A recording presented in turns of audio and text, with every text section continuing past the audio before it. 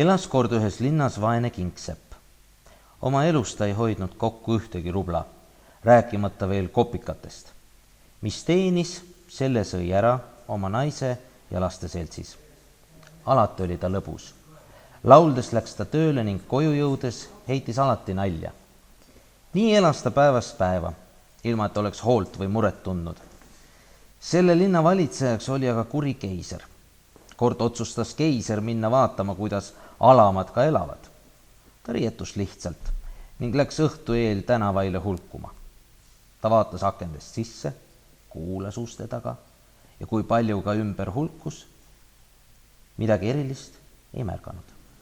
Kes luges oma päevast teenistust, kes kurtis viletsa elu üle, kes tülitses naisega või pahandas lastega. Ainult ühes majas kuulis ta lõbusat naeru ja laulu.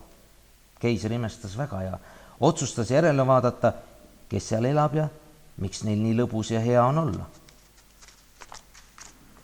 Ta koputas, avati uks ning paluti teda sööma. Laud polnud rikkalikult kaetud, külalisi ei olnud, lõbu oli aga laialt. Keiser istus lauda, sõi ja jõi, kuid külalislahkus ei meeldinud talle, see kõrvetas. Ta polnud harjunud nägema oma linnas õnnelikke ning endaga rahul olevaid inimesi. Mu armas, ütles lõpuks keiser, tahaksin meeleldi teada, kes sa oled ja millega tegeled. Miks sa täna jood ja lõbutsed, nagu oleks mingisugune püha? Ma olen lihtne vaene kingsepp, vastas peremees. Turul on mul väike töökoda, tellimise peale valmistan sobivaid saapaid, parandan vanu ja tallutan. Päeval töötan, õhtul aga lõbutsen koos oma perega.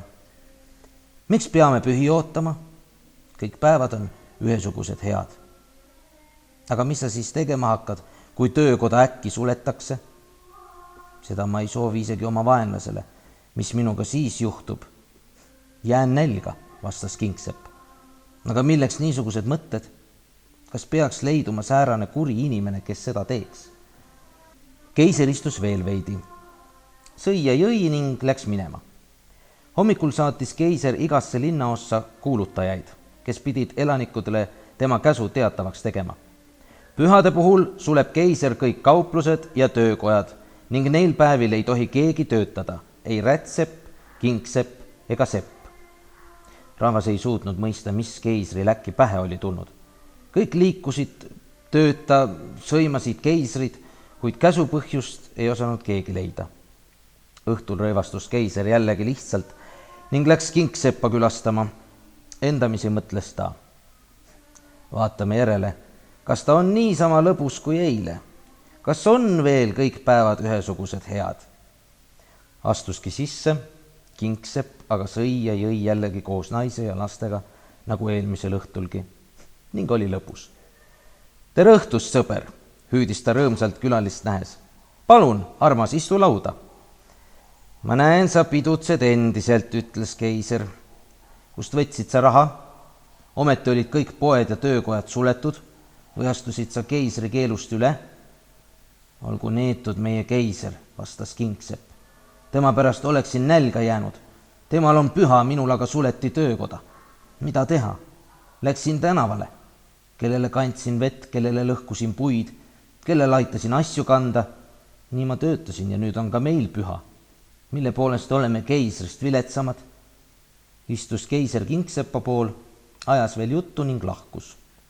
Hommikul aga ilmus kingsepa juurde keisri sulane ning kutsus ta lossi kaasa.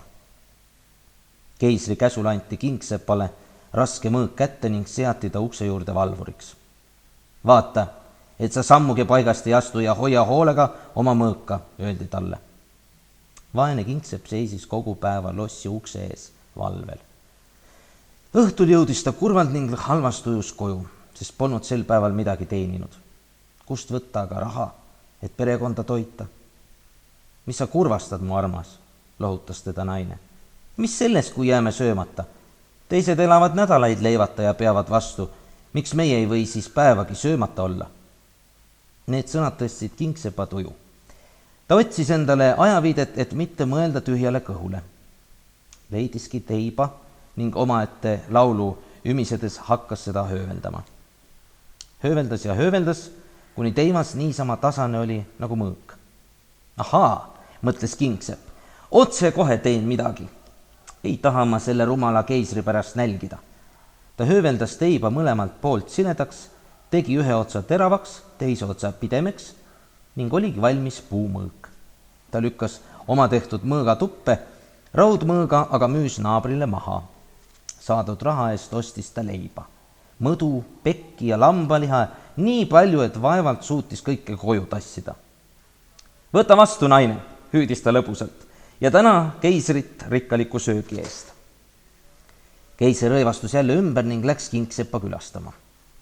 Noh, täna pole tal millestki rõõmu tunda, mõtles ta endamisi. Milline ennekuulmata lugu, Kingsepp oli palju lõbusam kui eelmistel õhtutel ning laud hoopis rikkalikumalt kaetud. Kingsepp asetas külalise lauda ning seletas naerdes oma uuele sõbrale. Tead, täna pani meie rumal keiser mind tunnimeheks oma rahu valvama. No seisin seal kogu päeva. Kui koju sain, polnud mul raha ega leiba. Siis mõtlesin, müün õige keisri mõõga maha ning panen tuppe oma tehtud puumõõga. Ega keiser seda ei märka. Kuuled, naine, too minu valmistatud mõõg siia. Näitan sõbrale, missugune on minu mõõg. Naine tõigi puumõõga. Kõik naersid, sõid ja jõid edasi. Viimaks keiser lahkus. Hommikul ilmus Kingseppa juurde jällegi keisri käskjalg. Jällegi seati ta valvepostile.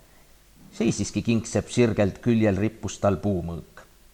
Keiser istus troonil ja muigas. Nüüd ta enam välja ei rabele, mõtles ta. Et Kingseppa õpetada, mõtles keiser midagi välja. Ta käskis varahoidja kutsuda, kui see ilmus, hakkas ta temaga kärkima ning põrutas jalaga vastu maad. Varahoidja tundis end juba süüdlasena. Sa võrukael, hüüdis keiser vihaselt. Sa varas ja petis. Sina varastasid minu varakambrist raha. Käsin sind otsekohe karistada. Varahoidjal jäi imestusest suu ammuli. See on vale, hüüdis ta. Mõtle järele, võimas keiser, kes oli see kuri inimene, kes sulle seda ütles? Keiser ei tahtnud millestki kuulda. Kutsuge valvur siia, raiuge otsekohe sel vargal pea otsast. Toodi Kingsepp keisri ette. Keiser istus sügavamale oma trooni katte alla, tõmbas krooni kulmudele ning mantli krae üles, et Kingsepp teda ära ei tunneks. Siis käskis ta. Raiu sel kurjategijal pea otsast. Ta varastas mu varakambrist raha. Alasta, keiser, nutis varahoidja. Ma pole süüdi, loe ise oma vara üle. Hakkan mina seda veel lugema, vastas keiser. Ei taha sind kuulata. Valvur raiu tal pea otsast. Kingsepp ei suutnud midagi välja mõelda, kuidas end päästa. Varahoidja pärast ta hirmu ei tundnud, sest teadis, et ta pea terveks jääb. Varahoidja saab ainult puunuiaga hoobi vastu kaela ja see on kõik. Kuidas aga ennast päästa? Võimas armuline keiser, hakkas Kingsepp paluma. Andesta sellele õnnetule. Kui ta ka on midagi võtnud, kindlasti ei kõrvalda tema edaspidi enam müntigi. Ma ei või talle andestada, vastas keiser. Olgu see ka teistele hoiatuseks, kes mind kavatseb petta. Ütlen sulle, raiu tal pea otsast. Kui sa seda ei tee, siis lendab ka sinu pea. Mida teha?